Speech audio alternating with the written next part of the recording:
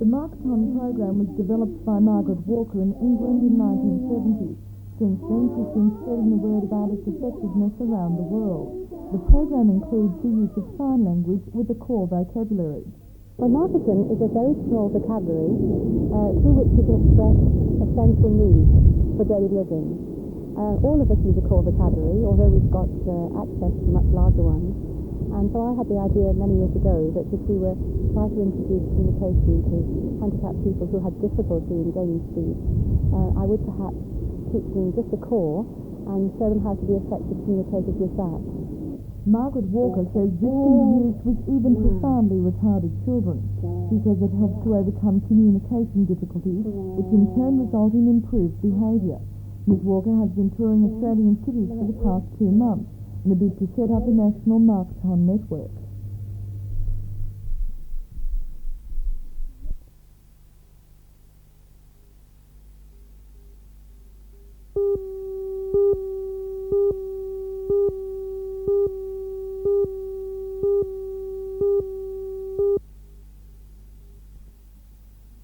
The program, which is being used in Japan, North America and West Germany, was adapted to the Australian model by the recently formed Technology Transfer Council.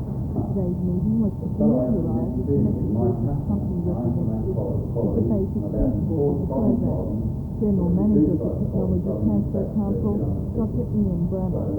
It's basically a new way, a new philosophy of running a manufacturing company, and it entails in particular, I think this is the most exciting part about it, maximum use of people in the organisation.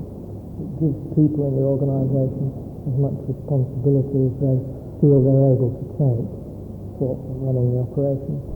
What's been the response by the local industry? It's been quite remarkable. This particular project, it's starting with 30 companies. We're limited to 30 companies. It's starting in New South Wales. We've already got 24 companies involved, and these are big companies, some of the biggest companies in Australia and some of the smallest, and they're very excited. They really are. It's like a sort of revivalist meeting.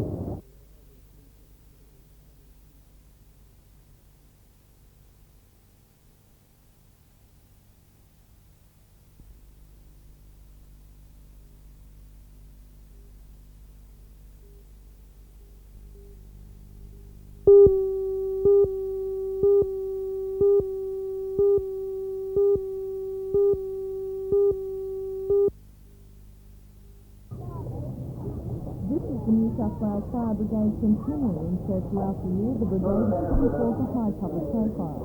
The station officer from Waratah, Mr Mitchell, explained all facets of modern firefighting to the fascinated shoppers at the Kmart shopping centre in Waratah last night. The exhibition was not only to show off the fire brigade's equipment, but also to raise money for the rescue helicopters here. The brigade has already netted $1,057, and over the next 2 days they're expecting even more.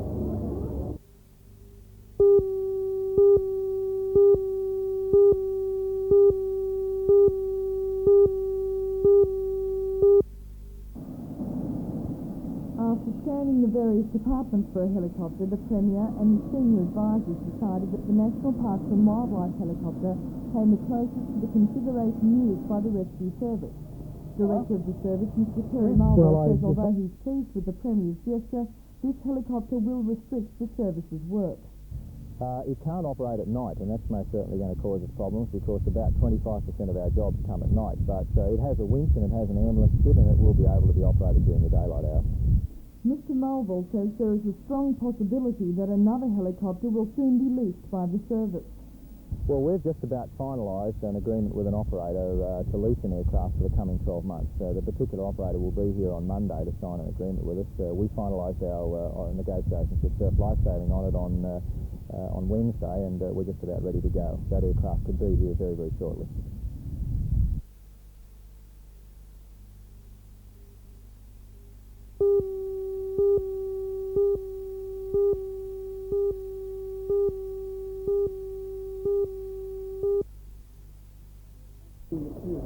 The apprentices were told their employment would not continue next year because there simply wasn't enough work. Chief Engineer with the Shortland County Council, Mr Phil Cooper, said this was the largest number of apprentices Nesta had ever had to retrench. Our need for tradesmen is less. We have less work available, and we are losing less tradesmen to other industries. Are you saying that the council misjudged the employment prospects? I can't say that, because at the time when the apprentices were engaged, no one could foresee that there would be such a dramatic downturn, and at that time we were more concerned that we would not have tradesmen available for the needs of the organisation. The council says it regrets not being able to keep these apprentices on, but it says that by training them for 4 years, they've been given an advantage for their future employment. Nevertheless, Nesta plans to take on only 18 new apprentices next year. That's a lot less than 41, isn't it? Is that a direct result of this situation? Yes, it's largely a result of the fact that there is less work available and we are losing less.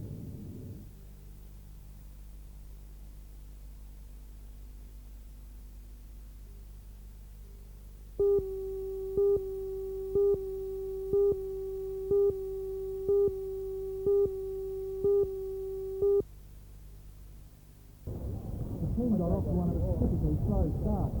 The first 20 minutes was disorganised, with both teams losing the ball on many occasions. However, Rosebud were quicker than Adelaide in finding their feet, and on several occasions, Captain Jason Kalski showed the way. The half-time score was 0-0, and while Rosebud were clearly superior, they seemed to miss the speed down the wing and corners of Dean Milosevic, who was on the bench for the half. In the second half, Rosebud's dominance was clear from the start, with the side having far more scoring opportunities than Adelaide. Late in the second half, Rosebud scored the winning goal, one a header from David Jones at close range, and a second from Michael Brugard after a Milosevic corner.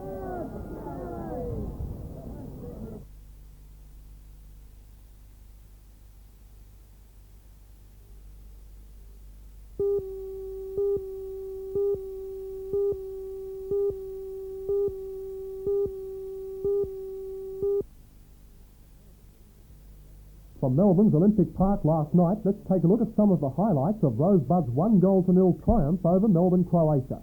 Macquarie inside, a 1-2 with Todd. Macquarie taking the shot and a great save by Barnovich. It was fitting that perhaps Newcastle's best player on the night, Derek Todd, was the one to score the winning goal in the 30th minute. Derek Todd, and he gets in a shot, well saved, and it's in the net now. Joe Senkalski, touched over the bar by Jakubanovic, corner. And there's the final whistle. Newcastle Rosebud has won the National Cup against all the odds. At midday today, the victorious Rosebud team and officials arrived back at the Rosebud Soccer Club at Adamstown to a rousing homecoming by supporters. Team members proudly displayed the NFL Cup. Inside, at the luncheon reception, the celebrations, of course, included the champagne. With a background of the famous boxing kangaroo in Rosebud colours, I asked the Rosebud captain, the classy evergreen Joe Senkalski, what the win meant to him and the team. It's a tremendous feeling to have won the Cup, not only for ourselves but for the city of Newcastle. We went down there to represent our city against the odds. We had played in Melbourne, we played the semi-final in Sydney. We had Melbourne referees, so we just put all that behind us, and the boys have matured greatly in the last few weeks, and it's been a tremendous aspect that we feel we've done it for the city of Newcastle. And do you feel the club now can kick on into a much bigger and brighter 1985? Well, I hope so. I think that's a great standing leg for us to win the Cup. They can always argue our club that we've beaten the best teams in the league to win the Cup: Sydney City, St George, Melbourne, Croatia, and all the way from home. So the boys have come along tremendously, and I think now the boys will kick on and be a force in this National League.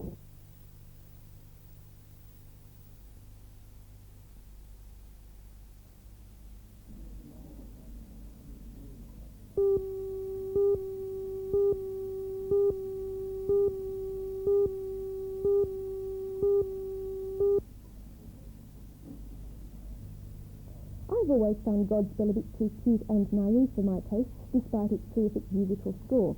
So what a delightful surprise it was, therefore, to discover that the Newcastle Conservatorium students' production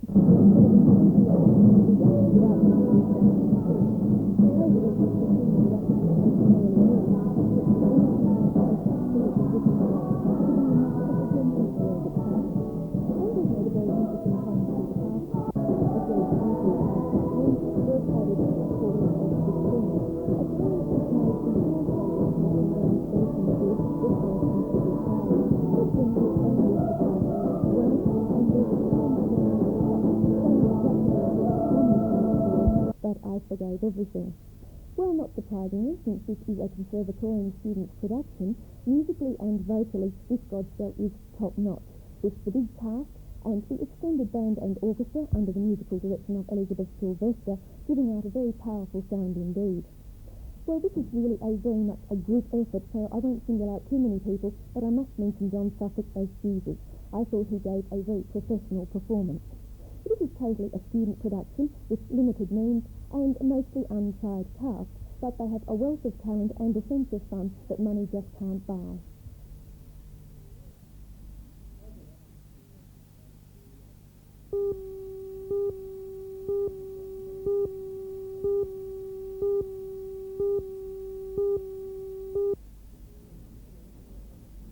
It's here that this morning's gruesome murder-suicide took place at number 7 Hull Street in Abermain.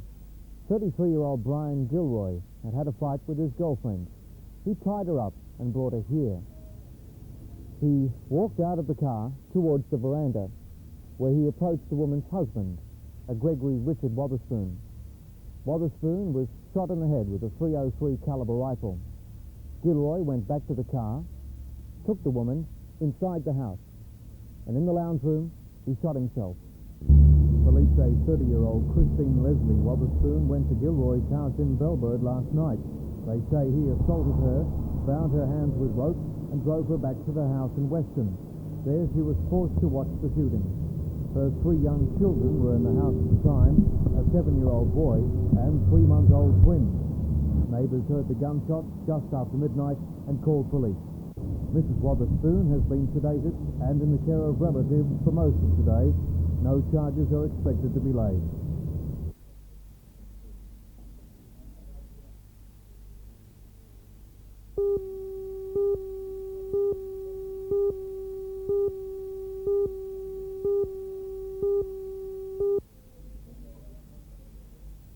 Good morning, everyone, and welcome once again. Well, I'm delighted to say that interest rates are continuing to fall.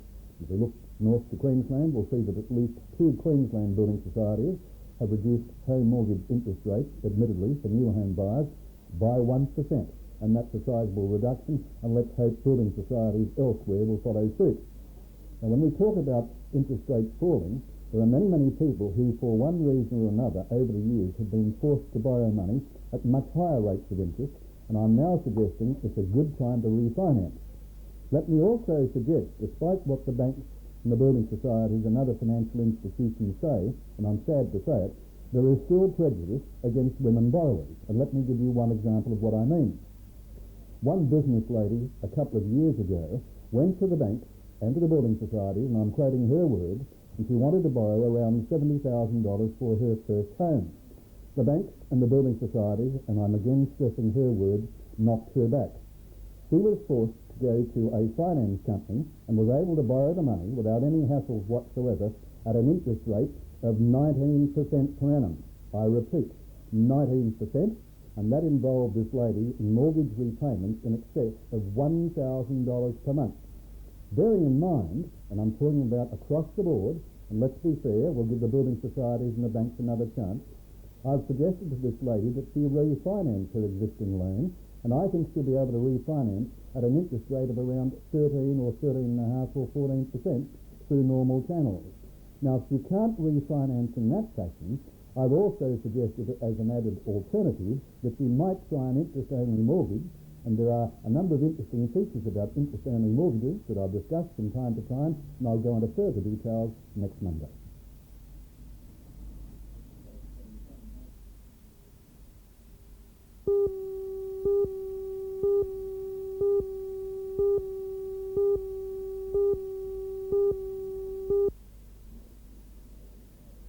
To promote the sale of their products, and so that councils have the way to register local government in our social structure. I think that probably goes without saying.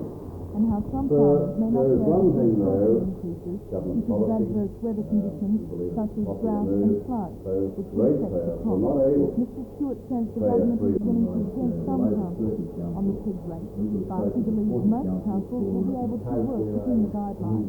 After the meeting, the minister took the opportunity to sanction the Newcastle City Council. for what through a wider range of percentages. and keep the city on the move. I don't think I'm very happy, and neither is the government very happy, with the performance of the Newcastle City Council over the last 12 months. I'm an avid reader of the Newcastle Herald, and they have been most critical, and that's a reporter who's a attender at every meeting of the Newcastle City Council, at their lack of progress, their lack of leadership, their lack of planning, and Newcastle City Council will have to smarten up. I'm afraid, and that's my personal opinion at this stage. It's not an opinion of the government, and I'm just waiting to see what transpires in the immediate future. Is there any chance of the council being sacked? I wouldn't want to be sacking councils. I'm sort of not a sacking minister, but I do have the power under the Local Government Act. What I would need would be a most compelling reason.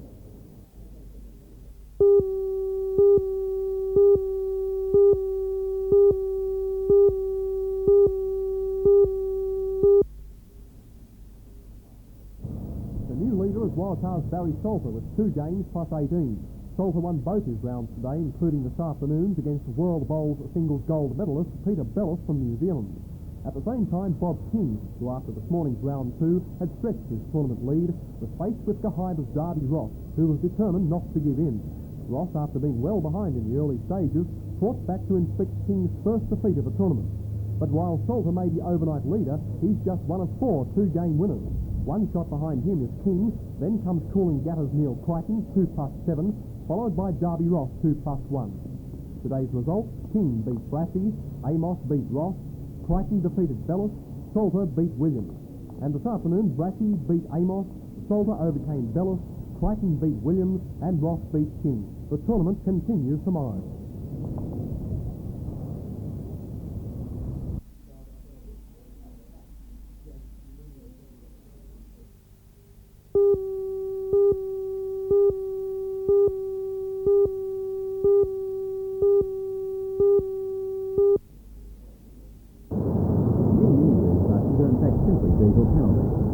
Will soon become a familiar sight on District Road. One will be stationed permanently in Newcastle suburbs. The other will make regular tours of the northeastern police district. As far as breath testing equipment, the new vans carry only the same on-the-spot device used by highway patrol officers in cars and on motorcycles, who will continue to carry out regular breath testing independent of the so-called booze bus. The main purpose of the new minibuses, then, is simply to serve as highly visible reminders of the existence of random breath testing. People talk about the bus a lot more than they'll talk about cars. We hear the common usage of the word booze bus. We never hear the word booze car. On that concept, we feel that the use of the buses in this district will have a dramatic effect in, again, reminding people of the necessity not to drink and drive.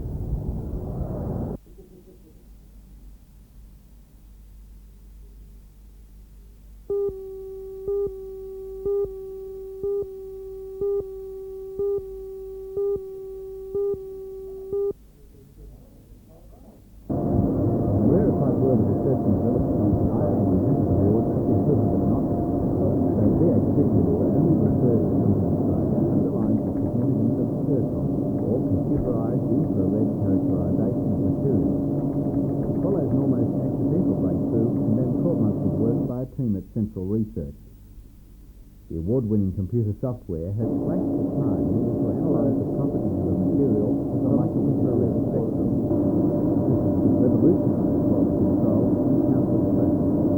I can see it being used anywhere where repetitive analyses are required of, say, raw materials or products in many different industries, plastics, the oil industry, and numerous others. Until now, it's been a time-consuming process to check on quality of those materials.